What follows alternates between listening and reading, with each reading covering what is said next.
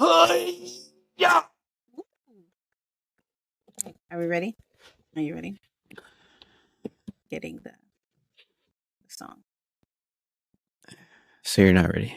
I am. I'm getting the song. I was on a different screen. I didn't know you were going to. So you wanted to be ready, but you're not. I Okay. gotcha. Here we go. Here we go.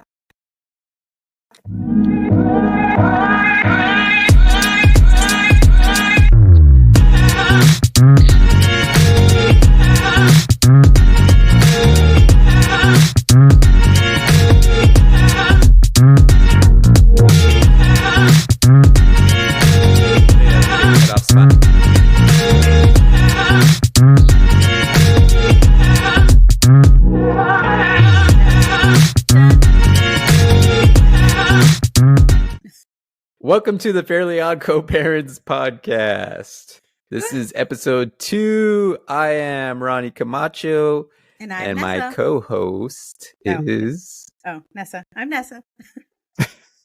I'm Nessa? I'm Nessa, yeah.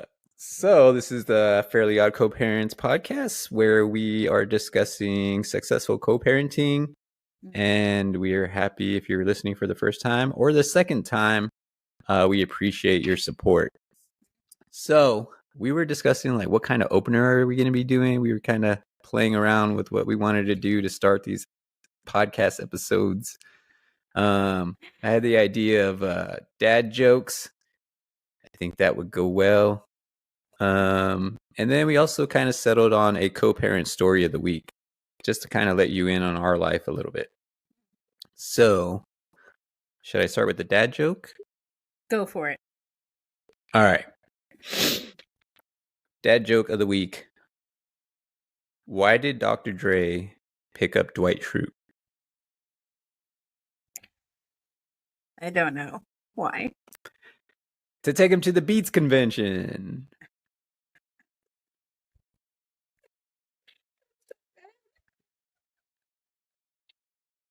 Nice. You should do an applause. Oh my God. So silly. Oh my God. Nice. That was a good one. That was good. Yeah. It took me a minute to be like, what?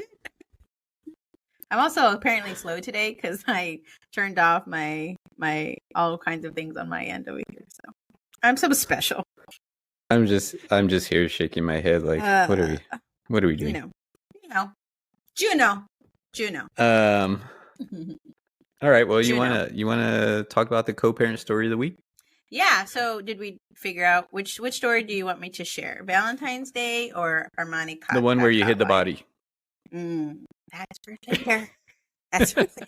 They need to get to know us a little bit more. Let's not jump out the gate with that one. No, let's talk about something pretty real for us with our son Armani, and we'll kind of streamline it, but yeah, let's go with that one. Okay. So what ended up happening was like I shared earlier, I'm still in my last bits of grad school. And so I was in evening class. And while I'm in evening class, my husband watches our boys as well as his children when they're here. And so he was watching them and they were having dinner together. And my boys, our boys, got to go to their Nana's house this weekend. So they have a nice 4-day weekend. So they're going up there. And so they were talking about it at dinner. And Armani was like, oh, I'm going to take my money because Nana always takes us to the store to get snacks. And my husband, Eduardo, was like, you might want to check with mom because mom has been managing your money lately, which is true.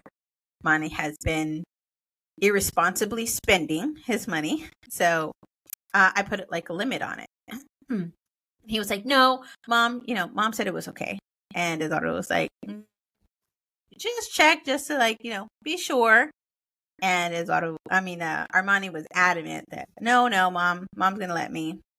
So pre-approved. I'm good to go. Yeah. Nah, it's cool. So, so then, Eduardo texts me while I'm in class, and I'm like, no, he doesn't get to just take his money. Like we all know this. And of course, Eduardo's feelings were hurt because he got lied to, Mm-hmm. and was like, Armani, like, I just text your mom, and she told me, like, no, that you don't get to just take your money. Like, you've got to check with her first. So I got home and I texted you. I did ask Eduardo to share that story with you in our group chat, which he did. Yep. So that was something that immediately happened. Was Eduardo made me aware of what was going on, the situation, and this is something that we've noticed Armani doing a lot more recently. So he was just making me aware, and then so that we could handle it as a family. Yeah, and something that Ronnie and I had agreed on was when this kind of thing happens, been creating like a rift between Armani and Eduardo. Mm-hmm. Eduardo kind of feels disrespected, and I don't know. I think he kind of feels like Armani like just feels like he's the enemy, and Mm-hmm. I'm sure it hurts Eduardo's feelings, because I don't think Eduardo has done anything to deserve that kind of behavior personally. So, I mean, I get it, Eduardo has had his moments, but I'm like, he's also had a lot of good moments too. So, anyway, so I come home and I make a request that we sit down and have a conversation with Armani. And everybody who was present during this interaction got to be there in the conversation. My sister was here for dinner, so she got to sit in on the conversation. Eduardo was there. You got FaceTimed in. And I gave Armani the chance to tell his story. I gave Eduardo a chance to tell his version of the story. And then my younger sister got a chance to tell her version. And then I just like verified with Armani, like, what Eduardo say, was that true? What Thea said, was that true? Like, did you forget to mention that? Because in Armani's story, he was like, Eduardo came out and was like, you lied. Like, I just text mom and you lied. And I'm like, okay, like, I get it. He can have a tendency to, overreact and have a temper, but like, Eduardo didn't say that that's how he reacted. And when Eduardo told his version of the story, Armani was like, oh yeah, he didn't say it just like that, like the way that I had said it, and so yeah, so we talked about like how like it's telling the full truth and not leaving things out of his story will support him. And then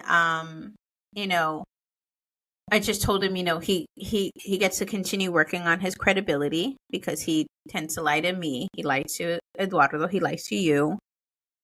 And it's becoming more and more difficult to believe his stories and things that he tells us. And then you gave him some feedback also. Yeah. So, I mean, essentially, that's exactly what happened, right? Mani essentially got caught in a lie, and which he has been doing here recently a lot more. The family came together. Everybody said their versions. Armani admitted to, like, yeah, what Eduardo is saying is completely true. What Teresa is saying is completely true. So he wasn't like lying anything about that. He was like, yep, that's what happened. Yeah. And then so we got to kind of, discuss like, hey man, like this whole thing that's going on, like you getting into trouble, all could have been prevented if you just did what Eduardo was asking you to do. Right. Instead, it creates this whole tension between you two guys. And like me as, biological dad, I'm here trying to work together to make Eduardo, your husband, and Armani's relationship stronger. Yeah. Because I don't want there to be a rift. And honestly, that doesn't work for anybody. So we got to have that discussion. Mani was very receptive. We all got to say kind of our parts. And yeah, I think it ended very, very well. Um, Yeah. I yeah. So And there was something that my sister had said also that I appreciated. And she just reflected with Armani and reminding him that how lucky and blessed he is to have two dads in his life who love him, who support him, and who are here to protect him. Whereas, my sister has two girls who their dads are not in their lives at all, and they don't have that opportunity to have a male figure in their life, whereas Armani has two. And so I think that was a really great reminder for Armani to realize also. And, when Eduardo also spoke from his heart and just was like, I'm not here to get you. I'm not here like trying to get you in trouble. And he said, like, I gain nothing when you get in trouble. In fact, my life gets harder when you're in trouble because then we get to put you on a restriction and then I have to enforce that restriction on you. And I don't want to do that. Um, so yeah.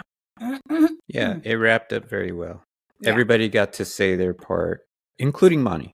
So, and that was kind of something we had to work with. It was an opportunity for us, and I think we handled it very well. Yeah. And Monty was as happy as could be. Went to a dance yesterday, and he's doing great. And he's with his Nana now.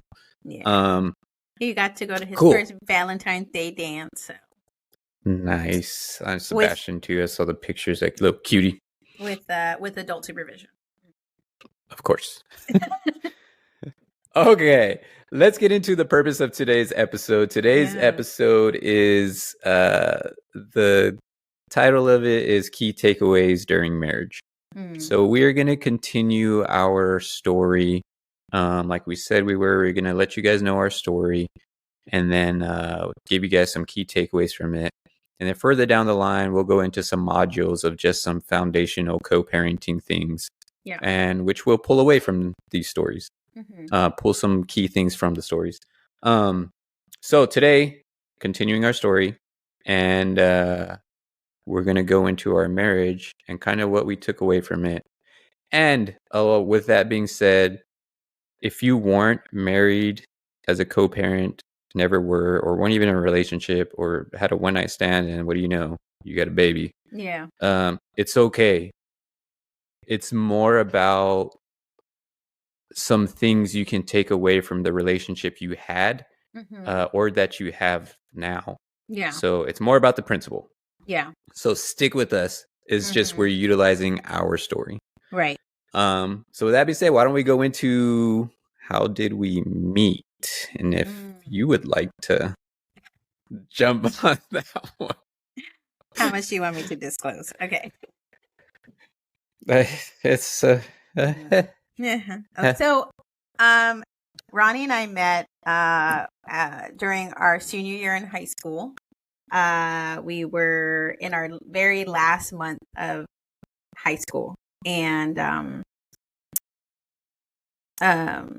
think it was like graduation day. Would you meet on the day of graduation? Or the day before? I don't know. Something like that. No, it was like we were still maybe. I remember there was a lot of pool parties. That happened a lot after graduation. Yeah. But yeah, was it after? Okay. I'm like this was almost 20 years ago. So it was a long time ago. Yeah, so I'm kind of like a little blurred, but I remember there was a lot regardless, that's not the part that matters. It was right. we met later in our party. We met at a party. That's essentially where yes. Right?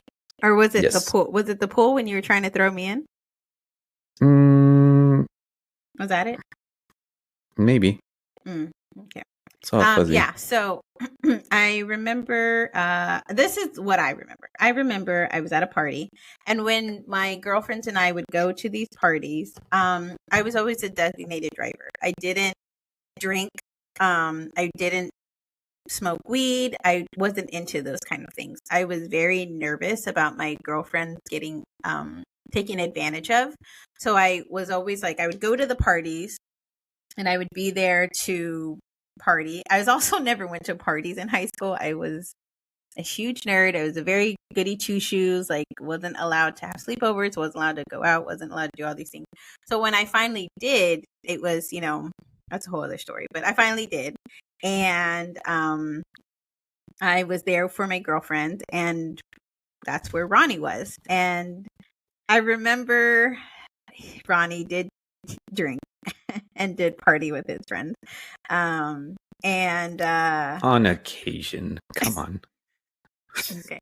And I remember we would flirt, and then him and one of his friends named Servando were somehow on top of a shed. And I went outside to go find one of my friends, and they were on top of the shed that was in the backyard, and they were like calling me, and I was like, what are you doing on the shed? Like, get down from the shed. They're like, come up here. And I'm like, y'all are crazy. And then I think it was another night that you and I, we went to Blockbuster. Do you guys remember Blockbuster? We went to Blockbuster to go rent some movies. Yeah. Bring it back. That's how old we are. And we got movies, and so then we ended up back at my friend's house, Ashley, and then we started watching the movie. And then everybody was like on their own. Everybody kind of paired up. Yeah. And so Ronnie and I ended up just like sitting next to each other watching the movie, and then that's where we had our first kiss. Yep. Yeah, it was and then kind of things just kind of went from there. We were very young. We were, gosh, what was 18. That? Eight? Yeah. No, I was 18. 19. We were both 19 at that point because I was 18. Okay. Yeah, everybody was 17, but we were 18. Right. Okay. We were 18. Yeah. Don't make me older, bruh. Don't do that. Yeah. No. Yeah. That makes sense. Yeah. So we were very, very young. And then we both joined the military. 19 years. We were 19 when we joined. Or no, you were still 18. We both joined the military. I was 19. When I joined, I was 19. Because I was 18 when we graduated, and then I joined the following January. So I had I gotcha. Okay. So we were both the point is, we were both very young. We went and started this relationship. We both went into the military. We both kind of got separated. We're still together. Long story short, we continued our relationship. We eventually got married. And I kind of want to talk about the differences of our marriage, or us being together from that young point to kind of now. I think there's a great opportunity to reflect on these types of things when somebody that if you've been in a relationship with, you get to see from that young to where they are now, and you get to see that growth, and you get to witness it, and you get to kind of utilize it, if that makes sense. Right. Like for me, I think when I think back about that time in our marriage, I think of how much growth that you've had from then to now. You're a very different person. You're very spontaneous with you're very emotional, I would say. Nah. To say that. You're very emotional. But I think you're just talking about back then or now? Back then. Oh, back yeah. then. No, I was unhealed, is what I would say. Like when we were in our 20s, I was still very angry about my childhood, about things that happened to me when I was young. And unfortunately, I walked around with a chip on my shoulder, and but I was also happy, like a lot. So it was very up and down. And yeah, I'll own that. Like I wasn't healed. I wasn't I wasn't mentally okay. I was definitely going through a lot of things that I didn't even realize were happening. I mean, now, to be where I am today, I can definitely reflect and see the parts of me that needed therapy, needed resolution, needed closure. Yeah, and I say this is where I think what it's so great is that part, like I get to not hold that type of or that person that you were against you anymore because you're not that same person. Yeah. So we get to press on with the person you are now. Yeah. I feel like we both have grown from where we used to be. Definitely. I was emotional, like very, like had a lot of emotional. And for me, like Ronnie was emotionless. Like he was very like absent emotionally. Yeah. So I would say that that's true also. Like there was, we were very, very young when we started our relationship. I think I was just emotionally unaware. My family didn't stem an environment of emotional awareness. We didn't talk a lot about our emotions. Yeah. And I love my family. I love my dad. I love my mom. But my dad didn't give a lot of emotion towards us. He didn't give a lot of love. He didn't say, I love you very much, that kind of thing. Yeah. And my mom, I love my mom to death. She means so much to me. But she was very much let's, not really discuss this, sweep it under the rug, and let's just be happy and joyful. Right. And it served to a certain extent. Right. But it left, from everything that I've unpacked, it really left me emotionally unaware because we didn't get to explore those emotions. Or I didn't get to explore those emotions. Right. So compared to now, I am much more emotionally aware. So, and I appreciate that I'm at a place too now where we can discuss these things also. And that I'm not that person who was unemotionally Absolutely. aware. Yeah, there's definitely some things that have grown with Ronnie as well. And I feel the same way. I feel like there's no reason or no benefit for me holding that person against who you are now. Because I feel like an old version of yourself, right? It's just Well, I also too I feel that way with everybody because if you continuously hold up their past to a person while you yourself are growing, then that kind of gives that other person the permission to do that to you. And like you're growing and you're progressing and you would like other people to do that. So bestow on others what you would like bestowed on you. I give others grace because I would appreciate people to give me grace as well. I don't judge others as I hope others don't judge me. So I feel like it's just there's no benefit from it. Like why am I going to talk about what used to happen when it's not happening anymore? Now, if things were still happening, I would totally understand why people would bring it up. There's a pattern there. Of course. Right? Yeah. There's a pattern that you get to talk about, you get to reflect, you get to show like, hey, this happened 10 years ago, it happened 5 years ago, it's happening now. So those are the kind of things that we're not discussing. We're talking about somebody who has grown and changed and progressed. So right. So other key takeaways from our marriage. When we started, like we said, we were both in the military and we started in separate places. So even when we got married, geographically, you were located somewhere else than where I was. Right.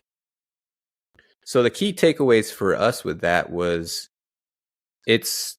we learned to be resilient in that, and we learned to communicate. Right? We had to communicate at a different level because we weren't living together. And for early on, we weren't near each other. So the thing that was kind of big for us, like this whole episode is us reflecting on this marriage and how did it help us? Right. It created resilience in us and we were able to have this communication that leads to us today. it has helped us now because, like we've said before in the previous episode, I live in Oklahoma, you guys live in Texas, and our communication right now it's one of our strengths. Yeah. So that's something else we've pulled away from where our marriage was. Right. Yeah. Um, I think for me, like one of the things that come up was also the fact that, you know, we created this resiliency and we were able to adopt different types of communication techniques too. We also have always been very mindful of the things that we've done in our relationship and in our when we got married. You know, we were in the military, and even though we got married, we didn't get to live with each other right away. And so Ronnie got to live in our apartment by himself in Abilene, Dyess Air Force Base for about a year until I got to be there. And then when we got to live together, finally, we didn't splurge on money. We didn't go out every other night. Like, we were mindful about our debt. We were mindful about the things that we did, you know. And I think those came from lessons learned from our past, from our parents, from our families, from other friends, and seeing the things that they had done, the way that, you know, things that benefited them and things that they paid for later down the line too. So, and that was something that like you and I never had to, I feel like we never thought about money. Like that was never like a thing. well, I think you wanted to spend more money. I wanted to spend less money, but that was the thing though. That's like a great takeaway though, is that like we were very mindful of the things we were going to spend on. Yeah. Whether it was like a house, whether it was our apartment, whether it was a car, a big purchase like a TV or whatever, like whatever it was, we discussed it. We talked about, you know, looked at different things, different options. We didn't just say like take the word of like somebody or just went for the first option right away many times. Yeah, and I mean, I didn't go on shopping sprees. We didn't have credit card debt. We didn't have like thousands and thousands of dollars in loans or anything like that. I spent money that we had. I didn't spend money that we didn't have, which is something that people do. Right. So. Right. And again, so from this, it has also built a mindfulness for us. I mean, when it comes to money, right? Like in general, like or there's just big decisions. Yeah. Big decisions, money, like any of those things. We've been able to communicate about it very well. And I think we've created that track record from way back when. Yeah, because that's when we even talked about kids, when, you know, we talked about kids before we had kids. And I would say that we are lucky enough that we got to plan our children. And I know that not everybody gets that privilege to plan their children or to, you know, be prepared for it. But Ronnie and I were. And so in preparation of having children, we had friends who had children. We had, you know, family members who had children who were around our age. And I remember like we would play scenarios, you know, we would see something going on and like, what would you do if that happened with our kid? Do you remember that? Yeah. And we would talk through it and figure out a mutual ground. And so that way, like when we had children, it was like, oh, I already know where he is on this and he already knows where I am on this. And so I think that also set us up to be successful parents today. Yeah, definitely. Because that happens to this point. I mean, to this day, where we discuss. I mean, we discuss things that happen all the time with our kids. Yeah. And we just talk about like, hey, this happened, and I say what I feel about it and what I think about it, and you do the same. And a lot of times we agree, and then there's sometimes where we don't agree. Right. And it's okay, but we have kind of built that habit of discussing our kids with each other, even before we even had our kids, which was a great setup for us when we were married. And it's a great setup for us now. Yeah. Also, so like she said, we learned a lot from family members, of what not to do. So we kind of learned with our environment quite a bit. Yeah, I would say so. And then eventually we started to have children. We got pregnant for the first time in 2012, right? And yeah, so we got no, I think it was 2011 actually. I think it was 2012. 2012. Anyways, you're right. We got pregnant for the first time and actually lost that baby. It was pretty early in my pregnancy that we lost our first baby. It was really difficult. I know that we actually got pregnant by surprise that time. And we were, just excited that we were pregnant. We knew that we wanted to have children anyway, so it wasn't like we were upset or scared or anything like that. It was just like, oh my God, we're gonna have a baby. And then we lost the baby pretty early on. We never got to hear their heartbeat. And so I know, like, I lost the baby, and I know for me, I felt pretty unworthy for a little while, I would say. I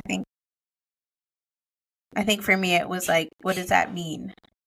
Like, does that mean I'm not meant to be a mom? That's what I turned it into. So for a while it was pretty sad. Yeah, I know. Like, thinking back on it, I know that was like a pretty devastating moment. I think for me, I was more trying to be more supportive in that time. Obviously it hurt, regardless. But I think the part of me, I think what it did was it made me appreciate so much more when Armani actually was conceived. Because, man, oh gosh, so yes, we planned Armani. This, like, he was Yeah, we lost our baby and we gave ourselves time to grieve and to process. Yes. And then it was about, I think I want to say 3 or 6 months later, we were like, let's try again. Like, now we know we want a baby. Now we know what it feels like. Like, let's do it again. And it took us a little bit to get pregnant the second time. But then I got pregnant with Armani. I got pregnant in December of 2012. And then Armani was born in September 2013. And I remember we got to hear his heartbeat. When I heard his heartbeat for the first time, I broke down. I broke down crying, because it was like that little, like, assurance. He's there. Like, he's here. He's with us. Yeah. And it felt so good. It felt so good to hear his heartbeat. I remember that we got to record so happy. It too. Yeah. I was so happy, and like, it was such a moment. It was nice. It was like, okay, I'm not failing. Yeah, I think I was just happy he was there. My pregnancy sucked, for sure. I had a horrible pregnancy. And I didn't even care. Like, I threw up almost my entire first trimester and again in my third trimester. You had like morning sickness almost like your whole pregnancy. Yeah, and I didn't care. I remember I got the flu when I was pregnant with Armani, and the doctor was like, "I can't give you anything," and I was like, "That's okay. He's okay. Like, he's alive still. I don't care. I will suffer as long as he comes to full term." And then we had our scare of hydrocephalus with Armani.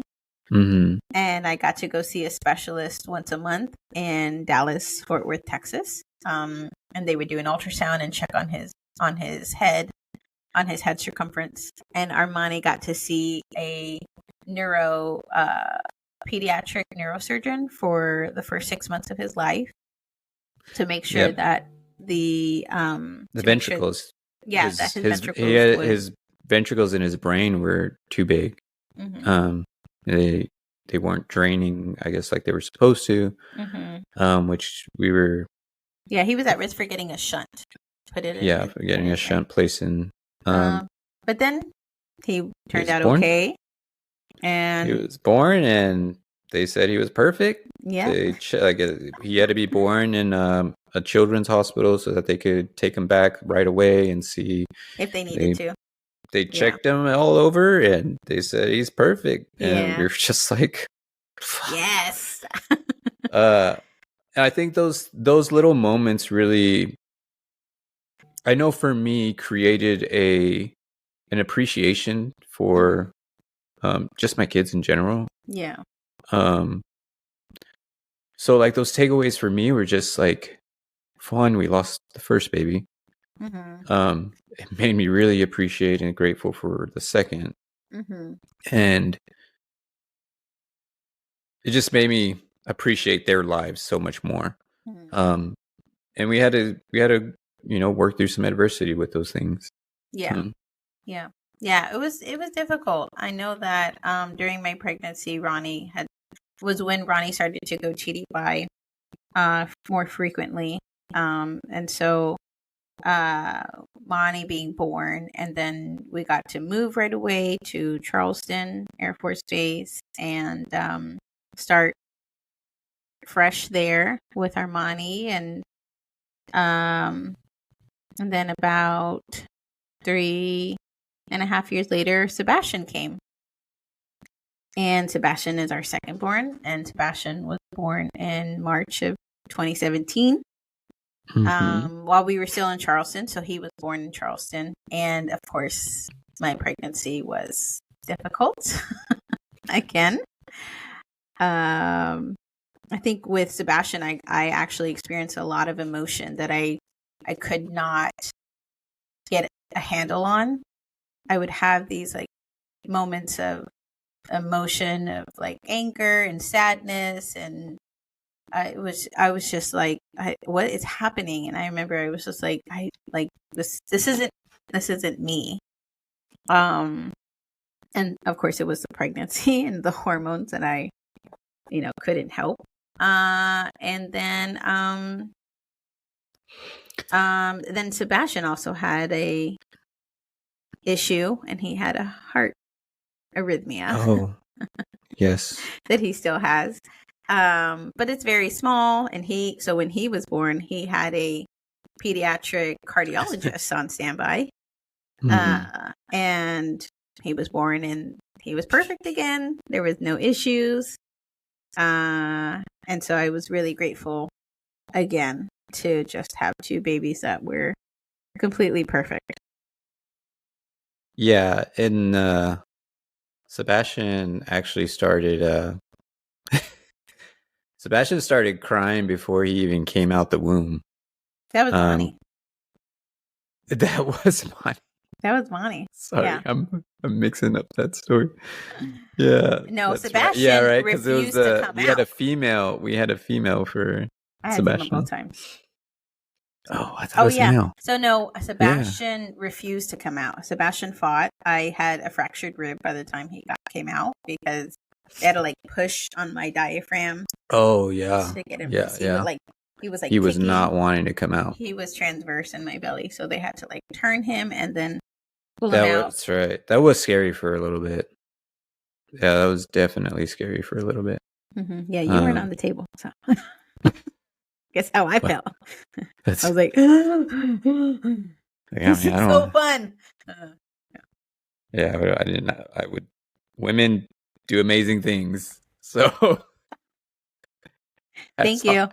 Hats off to y'all. But I mean, when both of the boys were born, we both like had agreed on different ways that we were going to bring them up, on different techniques and methods that we would use. And so I am a huge advocate for breastfeeding. So I breastfed both of my boys, and I appreciate anybody who breastfeeds or formula feeds. I don't really judge, no matter what you do. My personal choice is breastfeeding and home cooked meals, and playing in the dirt and going out in the sun, and being boys and things like that. So yeah, I think something also that I kind of briefly want to mention was that there were things that we learned from our parents that we didn't want to do. Mm-hmm. So going into like with our children, a big thing for me that I took away from my upbringing was I was going to tell my kids daily that I love them. I was going to show them affection. I was going to give them hugs. I was going to play with them and just love on them as much as I could, because that was something that I didn't receive, from my father. And I know like this whole story is about our marriage and our kids, how they came about and all of that. But even if you didn't plan on having kids, even if, or even if you weren't married, you have them now. So if you're listening to this podcast and you're in a position where you weren't ever married to the person, or you were married and you're divorced, or it was like a accidental pregnancy and you never meant to have a relationship with this person, the common denominator is that you're still a parent, regardless. Yeah. Right. And you get to have these conversations that we had while we were married, the conversations that we still have now. You get to have those conversations. You still get to have them regardless of your path. Those conversations can still happen. And I will also want to add on that even if you don't have children of your own, even if you're coming into a relationship where there's already children there, you're stepping into the role of a parent. You're stepping into the role of a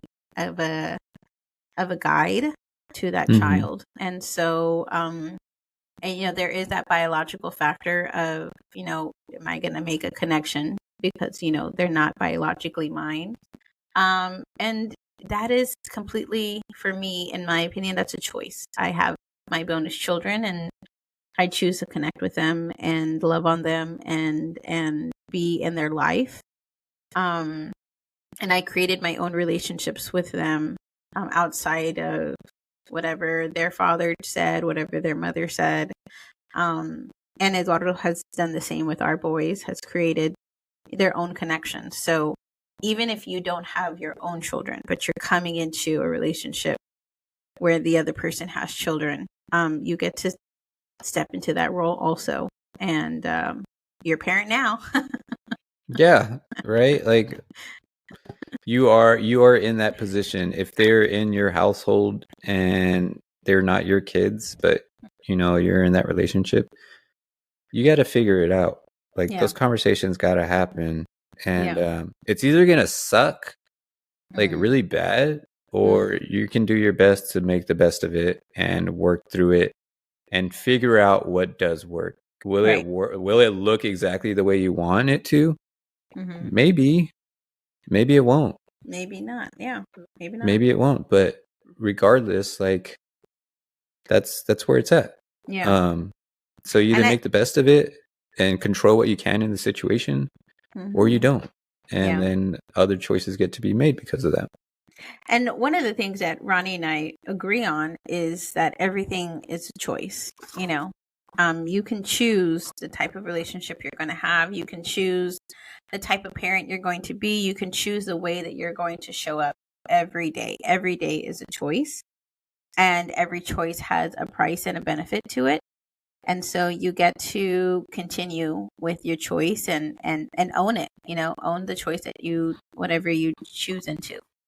I know for me, what Ronnie was saying earlier, I made a choice to make sure that my children felt physical affection, all the time, that there was hugs, there was kisses, that even if I didn't say I love you every day, which I do say constantly, and my boys are like, I love you.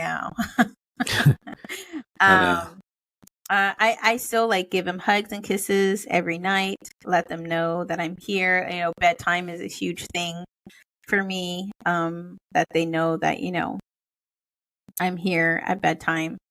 And I think that some of the takeaways that Ronnie and I both have is we both learned from our own parents who are divorced. Both of our parents are divorced, what we didn't want to do and how we didn't want to be with our children. My parents fought all the time. I was used as a pawn against each other. There were stories fed in one ear and a story fed in the other ear on both ends, and there was no communication between my parents. And if it was, they were fighting, they were yelling, And so that's what is always playing in the back of my head. I remember what it was like to be a child of divorced parents, and I remember what I wanted out of my parents, and that's what I try to bring forward to my children. I'm not always perfect, I will say. I have my moments. None of us are. Of humanity. So yeah, we are very human. We definitely make our mistakes, and we definitely strive to learn from them and be better. Like what you were saying, something that came up for us. So it's great that you brought up that you strive for the affection and that type of thing, because so like for me, the thing that I try to strive to do is, for one, talk about our emotion, because that's not something that we did with my parents. And then, the love and affection, even the act of saying I love you was something that I didn't get from my father. Yeah. So I loved that we had a conversation with all the kids. We had a conversation with all the kids, and it was like the whole family. And in that conversation, we were talking about emotions and all that kind of something that came up for me was that Monty came up and said, when he's in his room and he's like feeling down, or he's, in a certain state of mind, something that helps is if we just go in and give him a kiss on the head.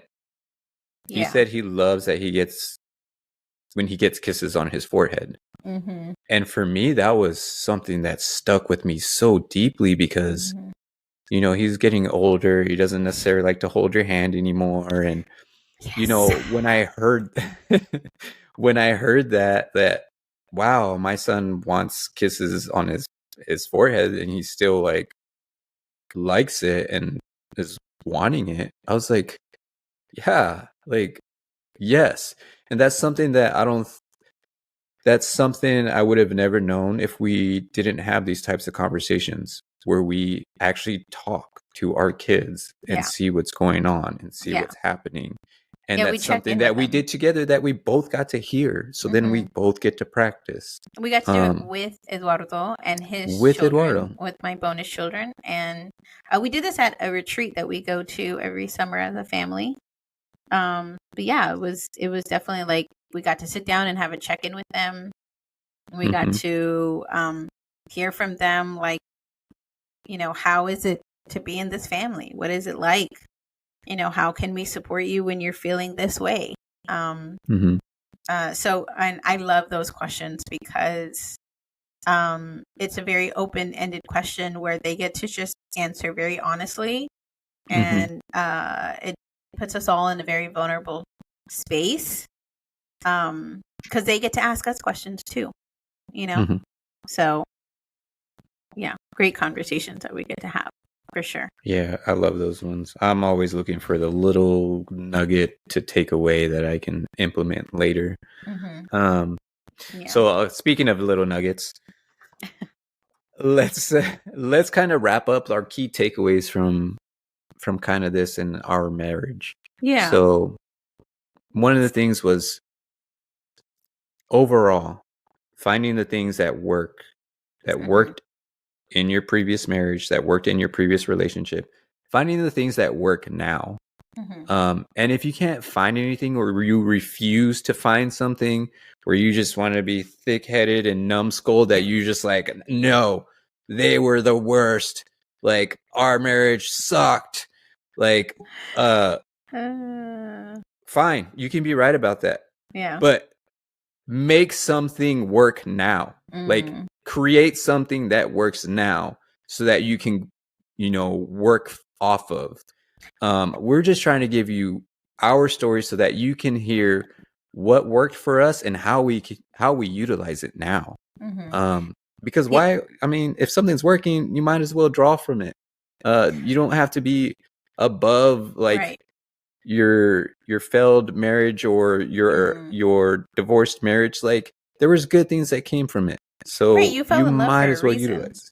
Yeah, you fell in love for a reason. Yeah, so obviously things didn't work out. Obviously you guys are no longer together, whether you're married, whether you were just dating, whatever it may be. Something attracted you to that person to create a child. Like, let's get to the nitty gritty. Maybe you had a one night stand. You went with them that night for a reason. You found something attractive to them. I'm hoping you had some sort of conversation. Not that I'm judging, but like you had a conversation. You got to talk. You guys, you made each other laugh. You made each other smile. You got to flirt. Go back to what brought you to them, what brought them to you, kind of thing. I appreciate Ronnie's humor. I appreciate the way that he listens. And so I feel like going back to that will help you also find what works. And like I said, if you want to continue to think about the negatives, then that's what you're going to find. You're going to find negatives. You're going to, what you seek is what you will find. You will find negatives. So, also, go ahead. Go ahead. Also, I want to hear this also. Oh, I would say another key takeaway is communication is huge. It's the key.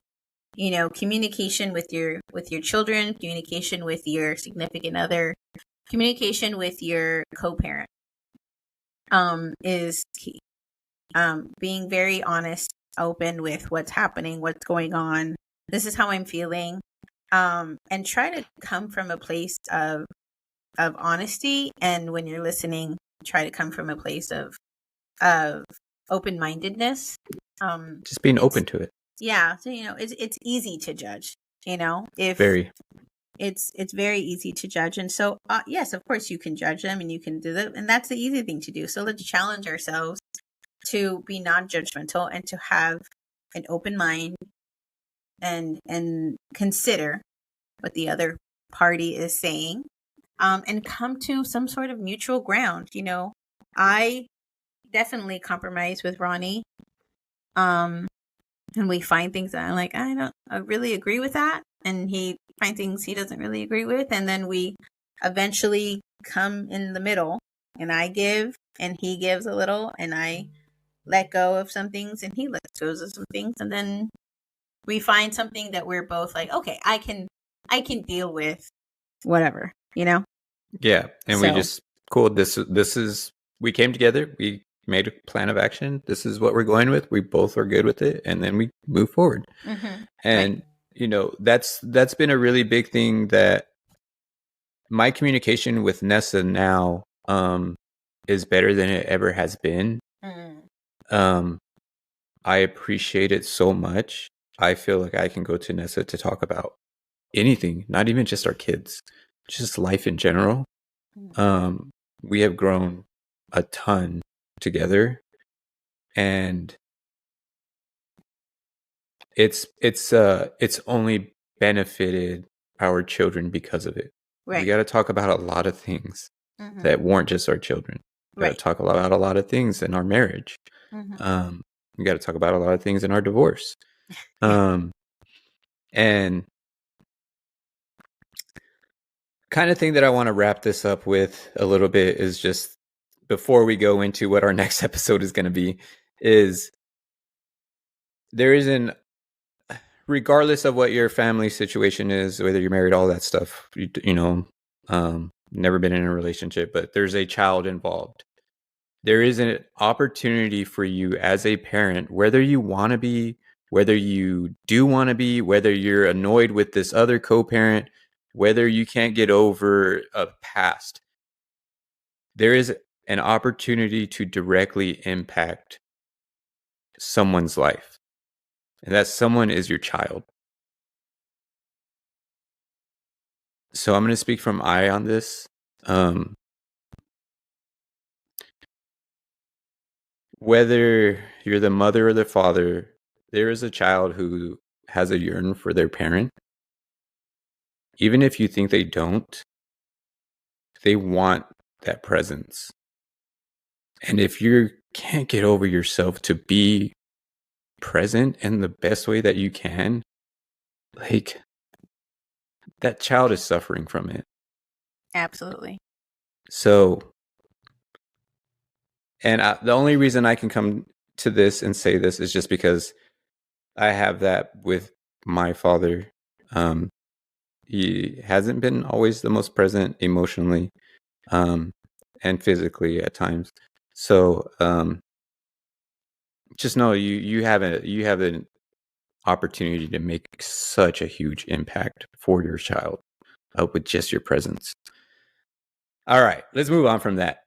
Let's talk about what our next episode is going to go into. Way to get into the heart, Ronnie.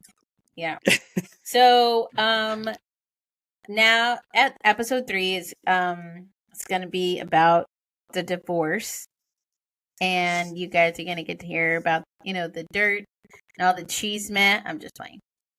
Or am I? Stay tuned. Is she? Yeah, right. So, no, yeah, we're going to talk about the divorce. Everybody has questions. Everybody always asks, like, how do you continue to move forward after your divorce? We've hurt each other. Obviously, we're divorced. There's some things that Ronnie did. There's some things that I did. And so we're going to get into it. We're going to get into what the divorce was like, the feelings, how did we heal? How did we grow? What kind of tools did we use? Yeah. And so, and then we're also going to open it up for questions. And so if you follow us, we are on Instagram, the Fairly Odd Co-Parents. And there'll be a part where you can ask questions. And so we'll start answering the questions here on the podcast. What you want to know That's about kind of exciting. The divorce. Yeah. What do you want to know about the divorce? What do you want to know about the marriage? If you have other questions, obviously share them. If you have questions about this episode, yeah, that would be great. It'd be great to hear. It'd be great to hear what you want to hear more of, what you're thinking of what we've said so far. Mm-hmm. This is something new for us, so we appreciate any kind of feedback, positive or negative. Yeah. And we'll be on TikTok soon. Ronnie needs to get his skit together, but but also I am going to be putting out there, or we're going to be putting out there, I want to hear your story of the week. So if you have a child story of the week, if you have a co-parenting story of the week, or a parent story of the week, what was it like to be a parent this week? What was it like to be around your kid this week? Any of those stories, share them with us. Yes. Like I said, we're on Instagram, the Fairly Odd Co-Parents. Find us on Instagram, follow, like, share, and tell us your stories, and maybe you'll be the lucky story that we share on our podcast, and we get to laugh, point fingers, all the things. All right, so we've been talking. Judge you. Oh gosh, no, that is not happening. No judgment zone. JK. So that's what we've been talking about how we're going to end these podcasts, and We No. haven't come up with a way yet. I say dad joke. End with the dad joke. I am a firm believer in old school cartoons. So how about we put that on them? How about if you have a suggestion on how you would like us to end our show? Co-parents unite! Ho!